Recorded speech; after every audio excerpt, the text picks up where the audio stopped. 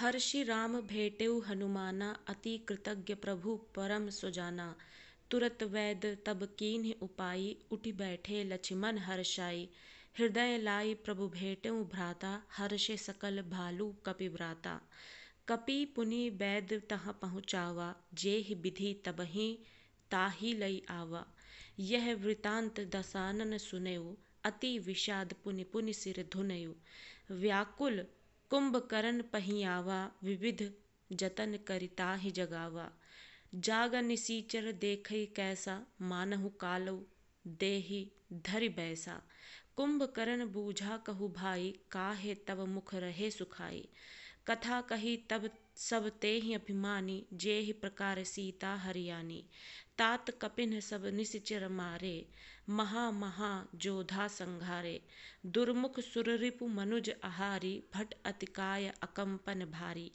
अपर महोदर आदिक बीरा। परे समर महि सब रणधीरा। सुनी दस कंधर बचन तब कुंभकर्ण बिलखान। जगदम्बा हरियाणी अब सठ चाहत कल्याण।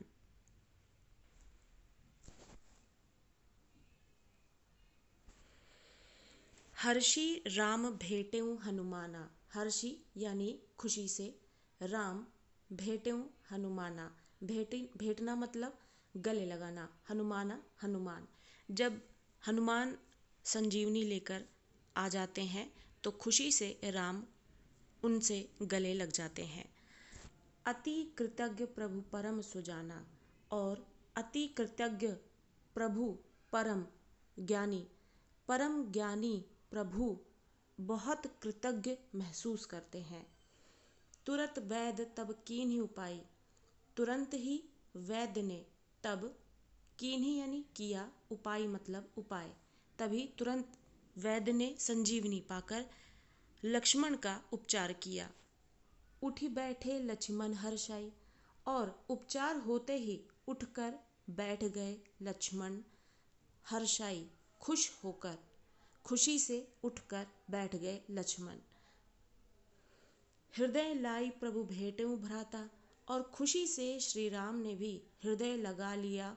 प्रभु ने भेटेउ भ्राता, भ्राता को, भाई को भेंटते हुए, गले लगाते हुए प्रभु ने उन्हें हृदय से लगा लिया। हर्षे सकल भालु कपिव्राता।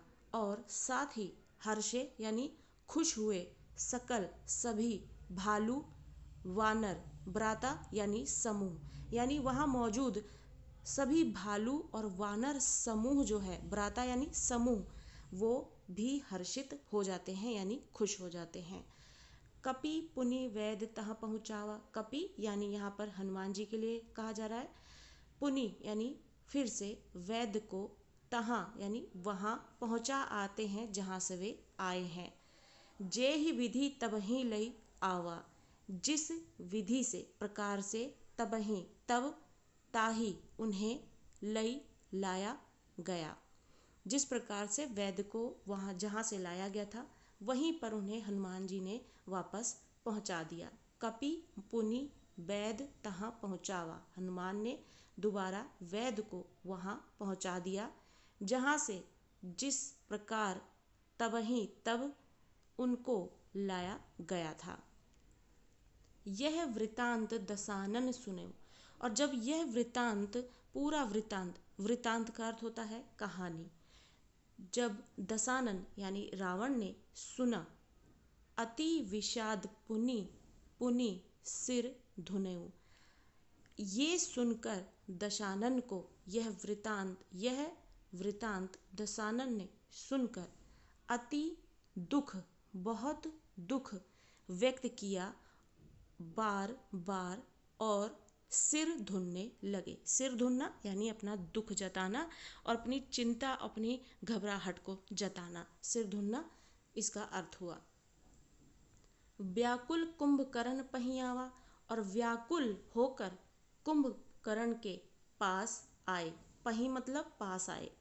विविध जतन करिताहि जगावा।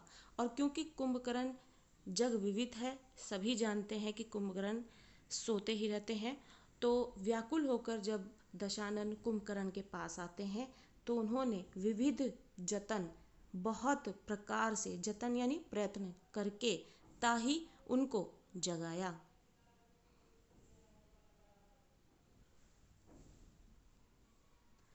जागा निशिचर देखे कैसा। और जब कुंभकर्ण जाग गए, कुंभकर्ण जो कि बहुत विशाल शरीर वाले हैं और राक्षसी स्वरूप लिए हुए हैं, इसी के लिए उन्हें निशिचर, निशिचर जिसका अर्थ होता है राक्षस और इसका शाब्दिक अर्थ होता है निशिचर यानी रात में चरण करने वाले, आचरण करने वाले, तो उनको राक्षस कहा जाता है। तो कुंभकर्ण को यहाँ पर राक्षस के समान दिखाया जा रहा है और कहते हैं कि जागा निशिचर देखे कैसा, देखो कैसा यह निशिचर यानी राक्षस सा जागा।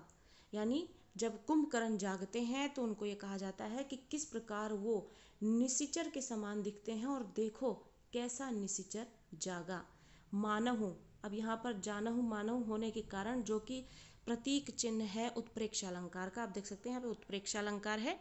तो मानहु मानो कालु देह धरि बैसा, ऐसा लगता है काल ने देह धर लिया हो वैसा। यानी काल का स्वरूप धारण किए हुए कुंभकर्ण यहाँ पर राक्षसों की तरह दिख रहे हैं।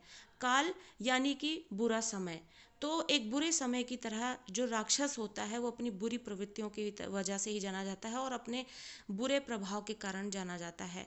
तो क्योंकि यहाँ पर उनको राक्षस की तरह दिखाया जा रहा है तो वो काल का रूप धारण, उस तरीके के काल का रूप धारण किए हुए दिख रहे हैं यहाँ पर कुंभकर्ण। इसी के लिए कहा जा रहा है मानो जैसे काल का देह यानी शरीर धर कर आए हों वैसे दिख रहे हैं।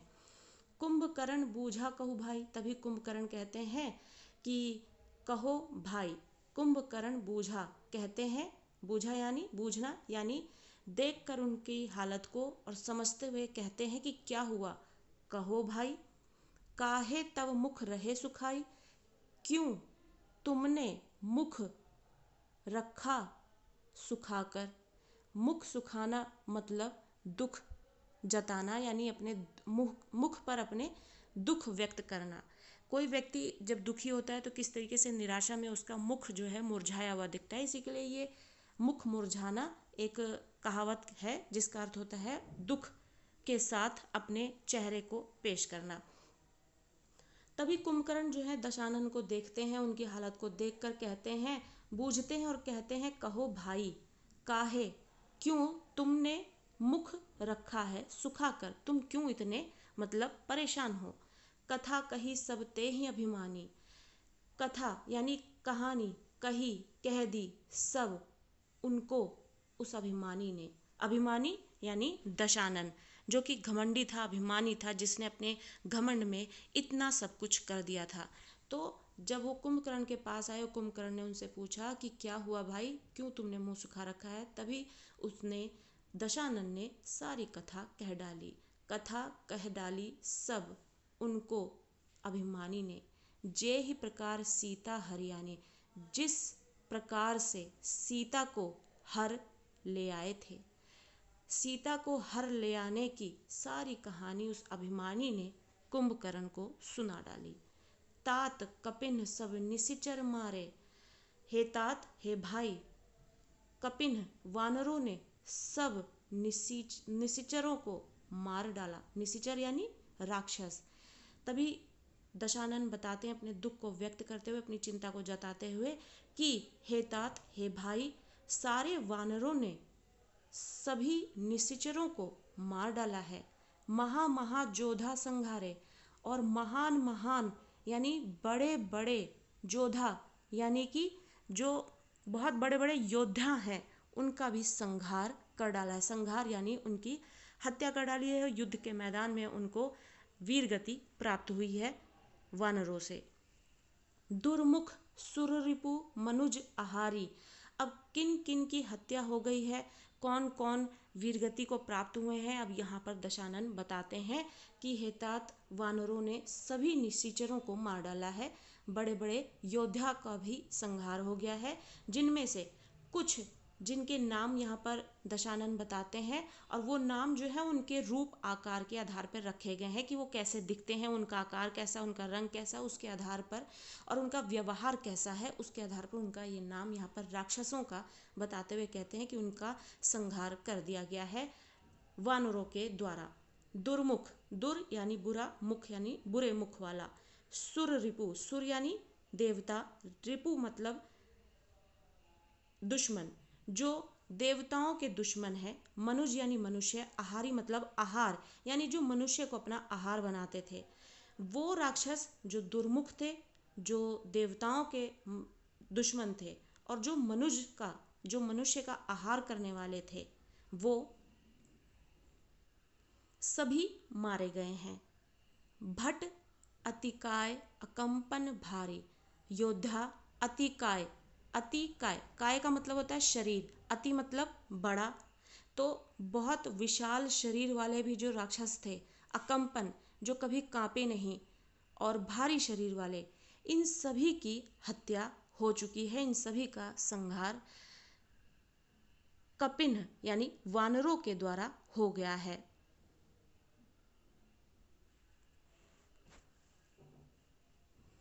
अपर महोदर आदिक बीरा, अपर यानी दूसरे, महोदर यानी महा उदर वाले, महा उदर, महा यानी बड़े, उदर यानी पेट, और बड़े बड़े पेटों वाले, आदिक बीरा, आदि वीरा, बीरा मतलब वीर, और आदि वीर, दूसरे और बड़े बड़े पेटों वाले और आदि वीर जितने भी थे, परे यानी पड़े हुए हैं। मृत्यु के बाद, वीरगति प्राप्त करने के बाद किस तरीके से युद्ध के मैदान में वो बेसुध पड़े हैं, तो परे मतलब पड़ना, यानी कि उनका संहार हो चुका है। समर मही, युद्ध के मैदान में, सब रणधीरा, रणधीरा जो युद्ध योद्धा है वो उनको कहा जा रहा है, और कह रहे हैं कि सब पड़े हैं समर में सभी रणधीर, यानी कि दशानन यहाँ बताते हैं कि उनकी तरफ से जो भी सेना थी और उस सेना में शामिल जितने भी लोग थे जिनको यहाँ वर्णित किया गया है, उन सब का संहार कर दिया गया है वानरों के द्वारा।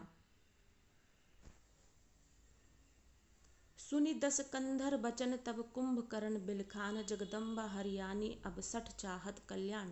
आगे कहते हैं कि कुंभकर्ण ये सब कुछ सुनकर दसकंधर के वचनों को, दसकंधर यानी दशानन, दशानन यानी कि रावण, तो सुनकर कुंभकर्ण ने दशानन के वचनों को, तब कुंभकर्ण बिलख उठे, बिलख उठे यानी उन्होंने बहुत बड़ा दुख व्यक्त किया।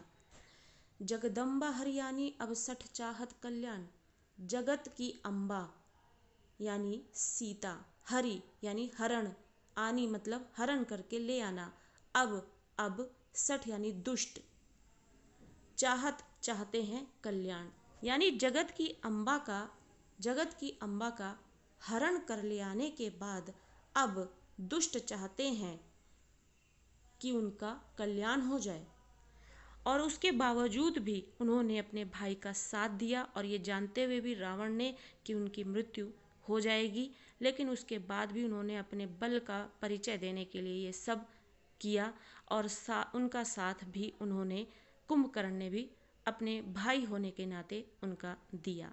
तो एक बार फिर से यहाँ पर इन पंक्तियों को दोहरा लेते हैं बेहतरीन तरीके से समझने के लिए।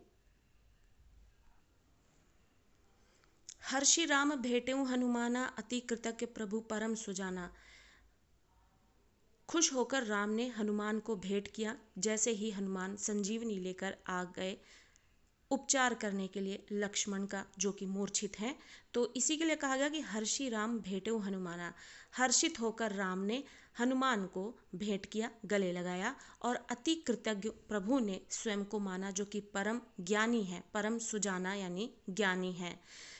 तुरंत वैद तब कीनी उपाय, तुरंत वैद ने तब किया उपाय, उठी बैठे लक्ष्मण हर्षाई, उठकर बैठ गए लक्ष्मण हर्ष के साथ, खुशी के साथ। हृदय लाई प्रभु भेटे उभारता, हृदय से लगाकर प्रभु ने भाई को गले लगाया। हर्षे सकल भालू कपिभ्राता, और वहाँ मौजूद सभी भालू और वानर समूह, भ्राता यानी समूह, हर्षित हुए, खुश हुए। कपि पुनि वैद तह पहुँचावा। और तभी हनुमान ने पुनः वैद को वहाँ पहुँचाया। जेहि विधि तबहि लहि ताहि लई आवा। जिस विधि से तब उन्हें यहाँ लाया गया था। यह वृतांत दशानन ने सुनकर अति विषाद, बहुत दुख व्यक्त किया। बार बार अपना सिर धुनने लगे और अपने दुख को व्यक्त करने लगे। व्याकुल कुंभकर्ण पही आवा। और व्याकुल होकर कुंभकर्ण के पास आते हैं। विविध जतन करिता ही जगावा। और विविध जतन, विभिन्न प्रकार के प्रयत्न करके उनको जगाते हैं। जागा निशिचर देखे कैसा। तभी एक निशिचर कैसा जागता है। मानव कालु देह धरि बैसा। मानो जैसे काल ने देह धर लिया हो वैसा। कुंभकर्ण बूझा कहु भाई। तभी कुंभकर्ण भाई को देखकर बूझते हैं, यानी कहते हैं, कहो भाई काहे तब मुख रहे सुखाई।